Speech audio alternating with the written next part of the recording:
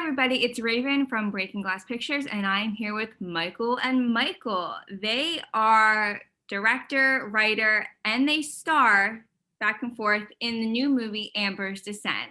I'm going to let them introduce themselves, let you know who they are, what they do. So whoever wants to start.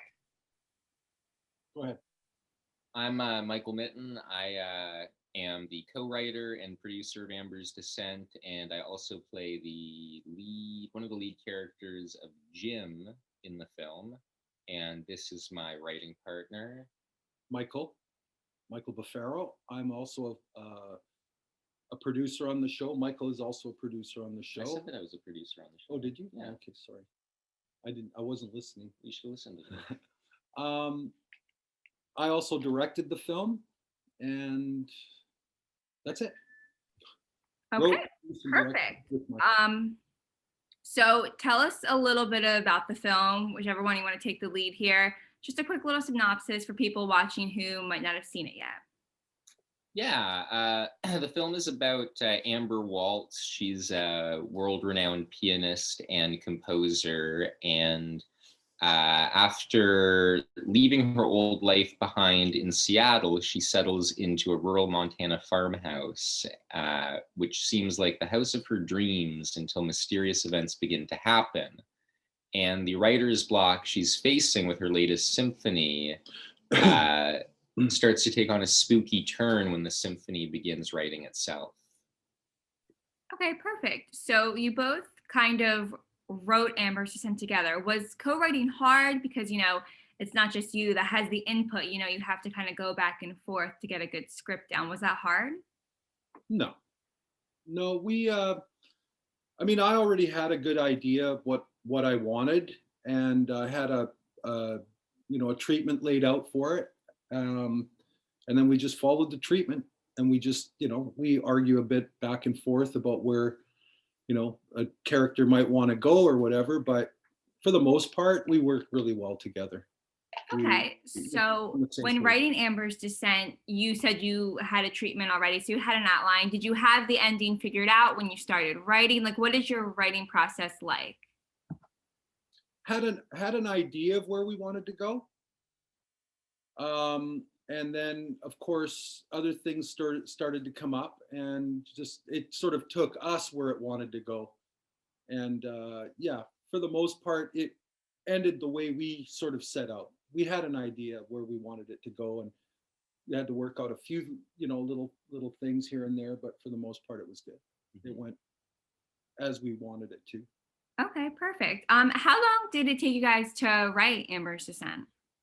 Well, we'd been working on that script for probably, say, like 2 years. Well, it was because I ended up having to go and do another show, and I started on it, and then I sort of put it aside to work on another film called Wrecker that I did a year before that. I think it was a year before that. So I had to put it aside. It was about a year. Yeah, but we did that time. We did a lot of drafts of it. Like, we were sending it to people. We did like a lot of different Yeah. I think like what happened with Amber's is we kept going back to it. Like, we had done our script, our first draft, and obviously we polished it. And then we had other projects come along that we were working on, and then we kept going back to Amber's Descent because someone would be interested in it, and we would go and polish it up and polish it up, whatever. Exactly. So we probably worked on it on and off for about 2.5 years before we actually shot the film. It shouldn't have taken that long. It shouldn't have taken that long, but because we got sidetracked with other projects. Yeah. Right. Okay. Amber's Descent was Don Knodel, and Don, we had made a record together. And that sort of it was a long process. That was a big action film kind of thriller as well. So. Okay. So would you say that was probably the most difficult part about creating Amber's Descent, was the back and forth and the time in between? No. Or if not, what was the most difficult part of either filming or writing the movie? Oh, it was just the shoot itself, because it was such a big production, and we're very indie. So like for us, the shoot itself was the thing that was really like the biggest challenge.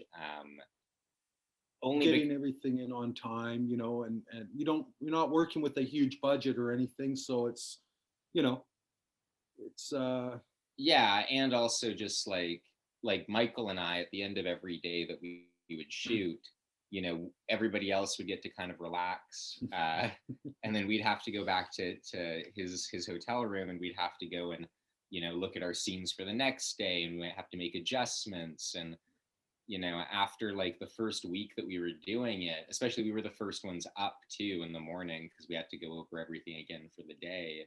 So I think after that first week, I know like me, I didn't sleep very much, and I like started having auditory hallucinations towards the end of the first week, like when we were trying to we kept playing.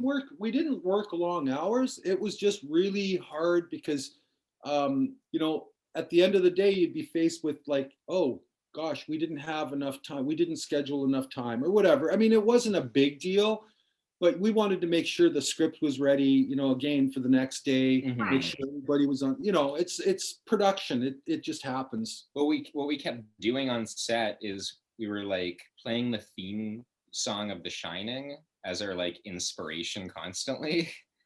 By the Okay. end of the first week, I was trying to go to sleep and I was hearing that theme song from The Shining in my hotel room, and I thought it was because the sound guy on the Comtex, he kept playing it for me to kind of mess with me on set. And I thought he was doing that there. And at a certain point, I realized, holy shit, I'm actually just like hallucinating this from not sleeping enough. Yeah. Right. Jeez. Okay, so you starred in the film. Did you know you were going to star in it when writing it, or did you just kind of help write it and that just kind of fell into place after? Um, when we started writing, I didn't think that I would play that character, no. And then as we kept developing it more and more, we kind of took the character in a bit of a different direction. Than what might be typical in a movie like this. And yeah, I mean, I would say it was a, you know, maybe I don't know when we decided to put me in. um well, for me it was right away, early on, Mm. you know. Yeah. Okay, cool.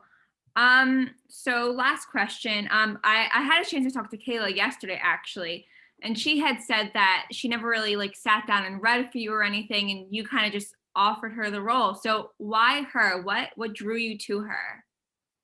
I had a feeling about her.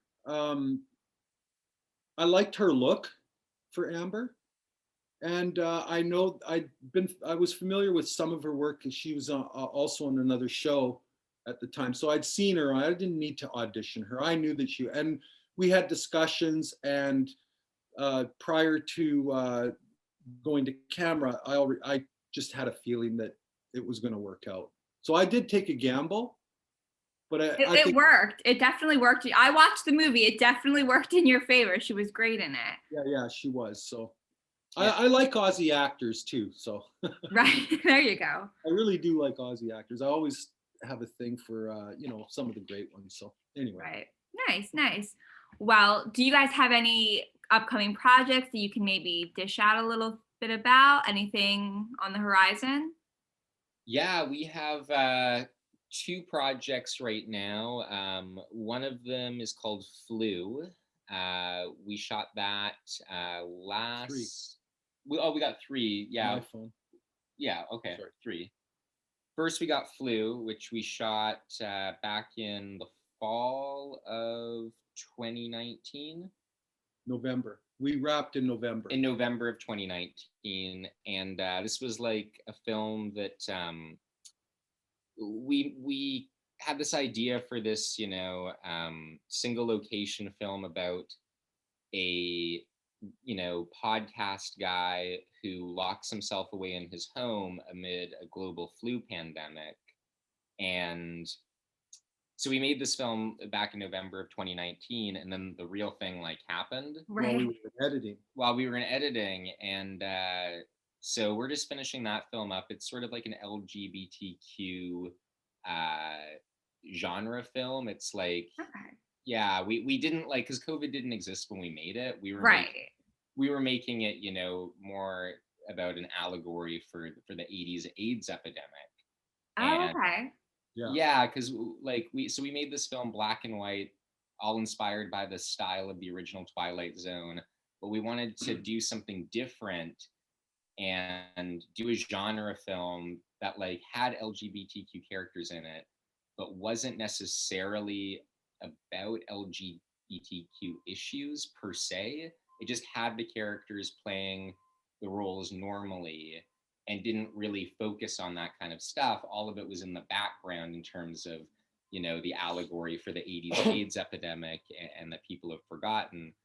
So we're finishing that film up, and then we also have another film that we wrapped September September 1st. September 1st, Called Quarantined. that we got that we got hired to do.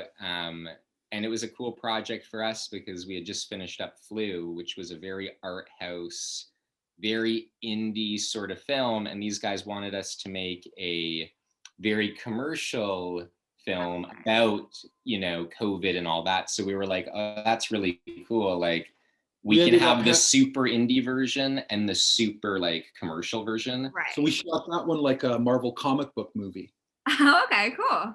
Yeah, lots of action, lots of scares, lots of it's really cool. Yeah, it's a very trippy. I'm really proud of that film too. Yeah, we're super excited about it. It's a really I'm proud of both. Like Flu, the way Flu turned out, and Quarantined, and yeah, I mean they're fun movies, both fun to do. Both super fun, and we're also just about to release My Phone, which is the first film that we actually did together, which again was a very indie project. And I play him. We were in New York. We were in New York screening Flu. Okay. Or sorry, not Flu, My Phone, when we were flying back, and then COVID happened. COVID started, like COVID was really starting to make the news when we were like, what the heck is going on here? Right. Yeah, it was really, it was just all really weird how everything was just falling into place for us. Yeah, it was very strange. Yeah. But My Phone's the first film we did together, and we're going to be releasing that soon. And I actually play Micheal in the movie. Yeah, it's Nice. Based on a true story. Oh, okay, cool. My phone getting stolen and relatable, very relatable. If anyone's familiar with After Hours, the movie After Hours, it's inspired kind of like the Scorsese film After Hours. Okay. And, yeah. Nice. So yeah, it's a surreal urban adventure. Nice, good way to put it. Well, thank you so much for sitting down with me. I really appreciate you guys taking the time out of your day. I will have all of their socials linked down below, so you guys can go check everything out. You can check out Amber's Descent and their other future projects. I'm super excited. I'll be on the lookout for your future projects. And yeah, just thank you guys so much. Thank you, Thank you, Raven. See ya. Have a good one. Ciao.